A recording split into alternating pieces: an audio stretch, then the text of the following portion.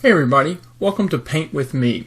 In this particular video I'm going to show you how you can color a picture similar to how you might use crayons in a coloring book. This video is especially helpful for people who are brand new to digital painting.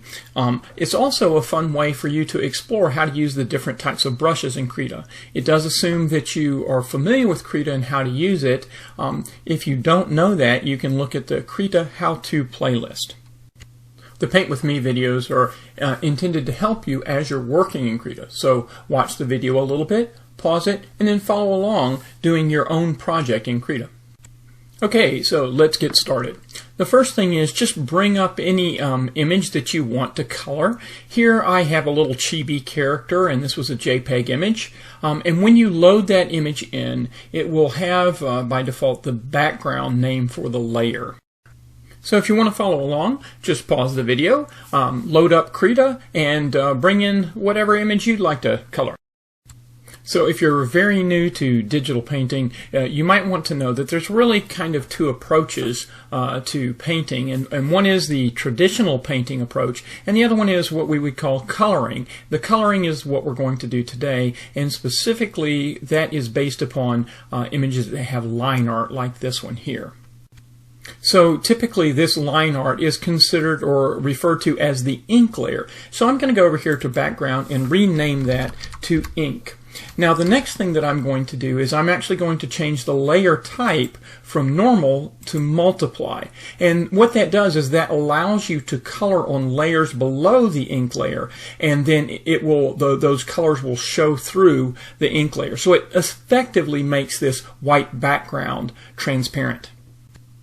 So why don't you go ahead and rename your layer and change its type to multiply. And throughout the rest of the video, just pause it whenever you want and catch up and follow along. So the next thing that we want to do is create another layer that we're going to actually paint on. So you can click on this little plus at the bottom, and it creates a paint layer, layer number 1. You can rename it whatever you want, but that's good enough for right now. And I'm going to drag it down so that it's going to be below the ink layer. Maybe it's a little bit hard to see, but there's a blue line that shows where they're going to be. So I'm going to now start painting on that layer. Now the ink layer was set to multiply, but for the layer that we're going to paint on, it's going to be normal. Now the next thing that we're going to do is we're going to just select a brush over here for painting, and you should select a brush that you like. And so the one that we're going to start with here is this brush here. I'm going to click on that. Now that is set up in my favorites. In the brush presets you can also see that. You can see it here. It's one of those selections, so you can scroll down to find it, and it's called Pencil 6 Quick Shade. That's the brush that we're going to do. So now we're going to talk about some very helpful keyboard shortcuts types of things here. And one of them is if I press the space bar and then now I use the left mouse button or the pen and press, I can move my image around. The next shortcut key you might want to know about is the space and control. If I press those together, then I can zoom in and out. So I'm going to now zoom in a little bit and move the layer up so that I can focus on his jeans. Another keyboard shortcut that you can do is space, shift, and that now allows you to change the angle of rotation. If you want to get the angle of rotation back to its default, just press key 5, and that sets it back. The next keyboard shortcut you want to know about is just the brush size. If I want to change the size of this brush, I can press the Shift key, and now if I drag left or right, it changes the size of that brush. Okay, so now we're going to select the color that we're going to paint in. Your layout may be a little bit different than this, or it could be quite a bit different. To find out more about how to change the layouts, look at the Krita how-to configuration videos. But here I've got my color selector here, and I'm going to make this the typical jean color size. So I'm going to pick a color of blue that shows up here as the foreground color. I'm going to switch it back over here to the layers, and you can see I'm making sure that I am on that paint layer. And now as I paint with the paintbrush, you see I've got some texture here, so that's really nice, and the more I press down, the darker it becomes, so that's really good. But notice that I'm going outside of the gene layers, so I'm going to show you how to fix that.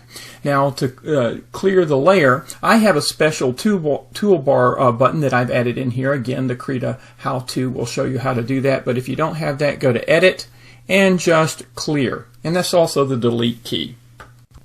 So now what we're going to do is we're going to select part of the genes so that we can color in them without going outside of the lines.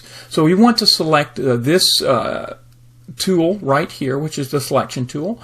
Now you want to also look at the tool options panel. If you don't see that, you can go underneath settings, Dockers, and you can see the different things, and one of them is tool options to make sure it shows up. You might have to look for it depending upon where your layout is, but I have it up top above my layers and brushes. That's where I like it. The main thing that you want to check here is we've got anti-aliasing turned on, but specifically I want all layers to show up because I'm actually going to be painting on this layer, but I want to also find the lines on the layer above. Now I can change that to current or color labeled layers, so depending upon what you're trying to do, you might change that kind of thing. But specifically, we also want to have this grow shrink selection set to about a pixel. That way, when the border comes up, it will actually go a little bit inside, and that prevents the coloring from having any white gaps or anything.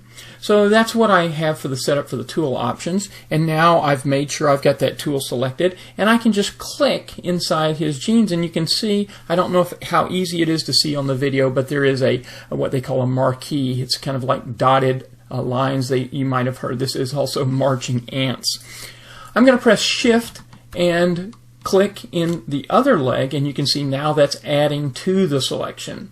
And then I'm going to select the pocket areas and even this little area right up here.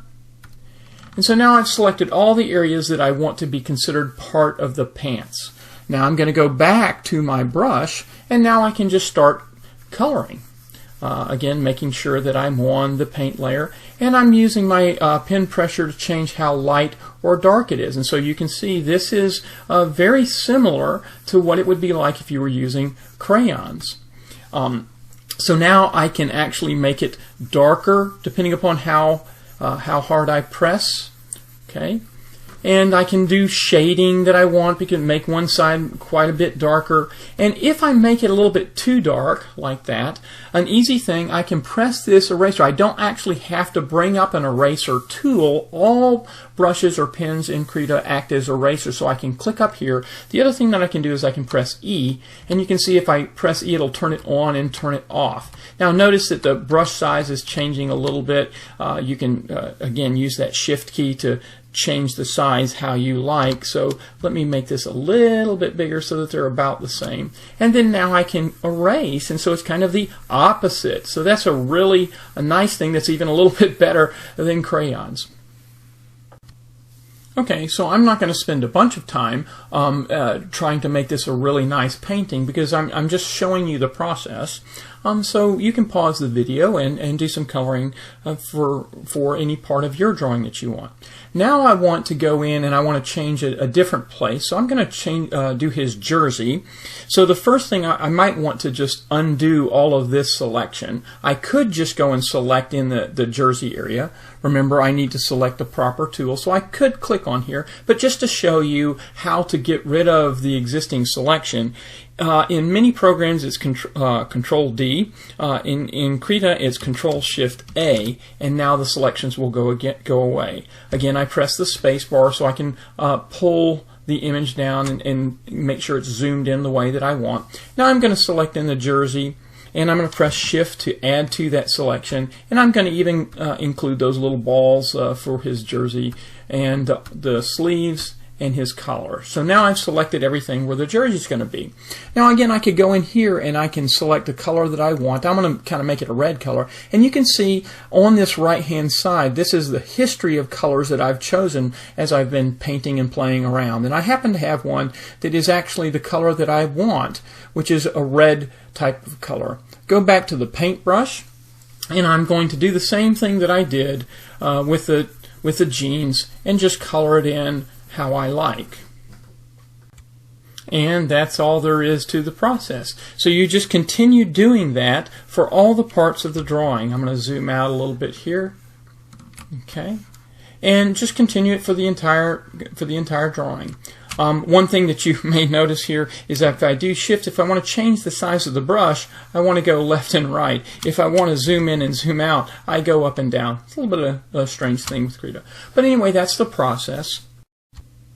Okay, so there's just two other things that I'll show you. Notice as I color in this jersey, I have that selection there. I was using it to prevent me from drawing outside the lines, but I can also use that selection to delete color. So once I have that selection, I have the paint layer selected, and I press the delete key, and that just clears all those that color there.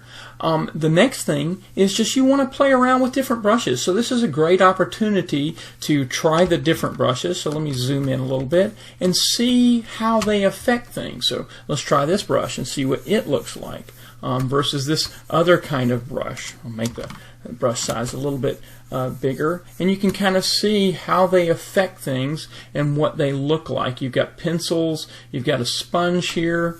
So all different kinds of techniques. So this one might be more like some color crayons that you're used to. The other one that I started with, it looks a little bit chalky. But enjoy exploring the different brushes in Krita. It's just a fun way to do that. Have fun painting and coloring in Krita. So if that video was helpful and you might be interested in similar things, you should consider subscribing and click on the notification, the bell icon, so that you can get notifications when I upload new videos. Also, you can visit my channel, and I try to organize things in playlists that make it very easy to look at things for animation, learn how to do animations with Moho, and digital painting such as Clip Studio Paint, Krita, Medibang Paint, and digital painting in general. So just check those out, and I hope you enjoy creating things digitally.